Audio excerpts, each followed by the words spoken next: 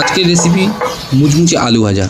ডালের সঙ্গে মাছের মাথা দিয়ে ডাল, বিয়েবাড়িতে, অনুষ্ঠান, রেস্টুরেন্ট বা বাড়িতে যে কোনো জায়গায় এই রেসিপি খেতে দারুণ লাগে। তাই আজকে এই রেসিপি কীভাবে বানাতে হয় সম্পূর্ণ আমরা দেখে নেব। প্রথমে দুটো আলু আমরা ছাল ছাড়িয়ে নিয়েছিলাম। আলুর পুরো জামা ছাড়ানোর পর আলুটাকে ভালো করে জলের মধ্যে দিয়ে ধুয়ে নিয়ে তারপর আলুটাকে আমরা ছোট ছোট বা আপনার বাড়িতে যদি এই মেশিন সবার বাড়িতেই থাকে, গৃহিণীদের ঘরে স্লাইস করে আমরা ঝুরি ঝুরিভাবে ছাড়িয়ে নিয়েছিলাম।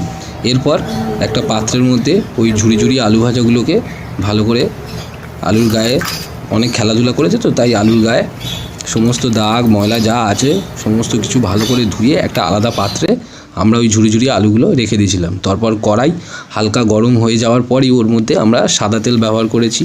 এরপর আলুর এই রেসিপি বা আলু ভাজা টেস্ট বাড়ানোর জন্য এর মধ্যে স্পেশাল অ্যাডিং হচ্ছে কারি পাতা, বাদাম আর দুটো শুকনো লঙ্কা আমরা লাল লাল করে ভেজে রেখেছিলাম। এরপর ওই ঝুরি ঝুরি আলু ভাজাগুলোকে জল নিংড়িয়ে ভালো করে ওই গরম তেলের মধ্যে, যেটা আমরা আগেই গরম তেলটা করে রেখেছিলাম, ওর মধ্যে আমরা ছেড়ে দেবো। বাস ছাড়ার সাথে সাথেই আলু কিন্তু নিজের রং দেখানো শুরু করে দেবে। আলু একদম চড়বার চড়বার করে আওয়াজ করবে, এতে ঘাবড়ালে হবে না।